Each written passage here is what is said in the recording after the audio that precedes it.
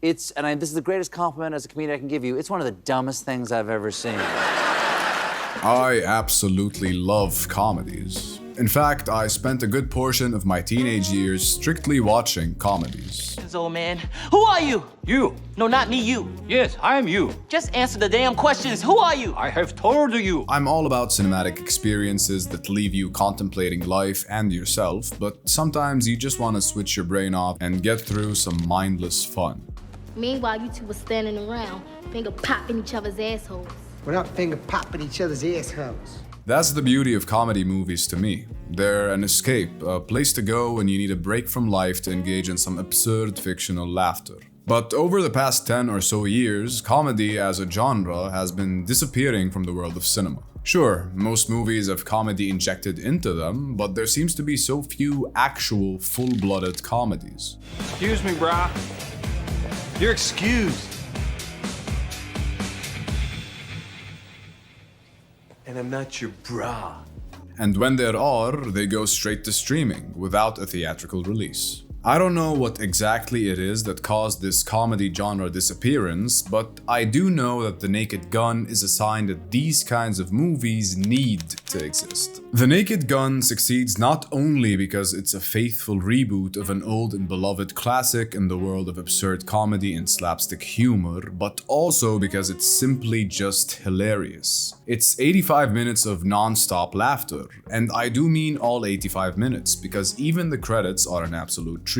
2025's The Naked Gun is the funniest movie I've seen in years, and one whose comedic value was confounded by the fact that I got to experience it in a movie theater with friends. Just like the Leslie Nielsen-led original trilogy of the past, this reboot is straight up just good fun. It doesn't take itself seriously and is content just being pure entertainment. In The Naked Gun, we follow Frank Drebin Jr., the son of the Frank Drebin we knew from the originals, as he investigates a crime involving a creepy tech billionaire who wishes to unravel the brains of the masses. Along the way, Frank meets Beth, sister of a murder victim, and they fall in love while they try to solve the case. It's a simple premise because it doesn't need to be anything but that, a skeleton plot made to facilitate a barrage of endless jokes. And as far as the humor goes, just like the originals, we get plenty of sight gags and visual humor combined with verbal jokes and puns, so that you're being bombarded with all types of comedy non-stop. We have constant fourth wall breaking, which fortunately comes off charming and amusing rather than overbearing and overplayed. We have references and homages to the originals for keen eyed fans.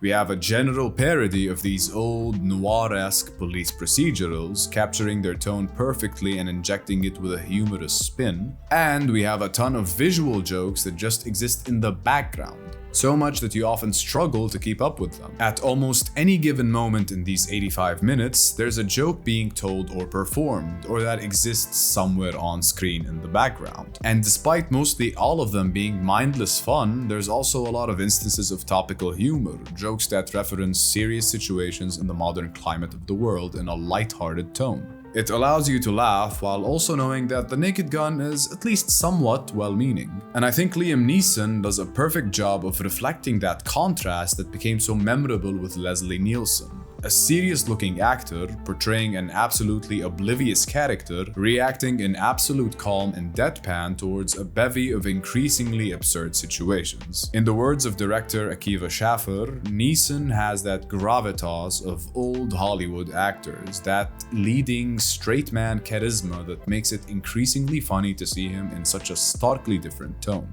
Behind the camera, having Seth MacFarlane as executive producer helped shape the movie's comedy. And the director, Akiva Schaffer of Lonely Island fame, also directed Popstar Never Stop Never Stopping, which is an absolutely hilarious movie as well. Schaffer seems to understand the original Naked Gun movies and adapted them faithfully. Being a part of Lonely Island and his work on Popstar also tells me that he's adept at modern humor. These two combined made for a perfectly balanced movie that feels like good classic fun while still working for the modern age. In essence, I think this is a movie that any comedy lover can enjoy, even the newer generations, regardless of having any knowledge or background of the original. All in all, The Naked Gun is a refreshingly good comedy movie and a reminder of why we need more movies like this. and I hope it finds the success needed to spawn sequels and a revival of this easygoing, slapstick, humorous genre of movies overall. Motherfucker Jones. Your first name is Motherfucker? Last name Jones. You got. If you're into comedy at all, grab some friends and head to the theater and give this thing a chance. It's genuinely some of the most fun I've had with a movie in a long time. Let me know what you thought of The Naked Gun in the comments below. Have you seen the originals? Do you think it stood up to their legacy? And if you're unfamiliar with them, how did you feel about it in isolation as a comedy movie? Let's talk about it. Anyways, for now, take care and I'll see you soon. Goodbye.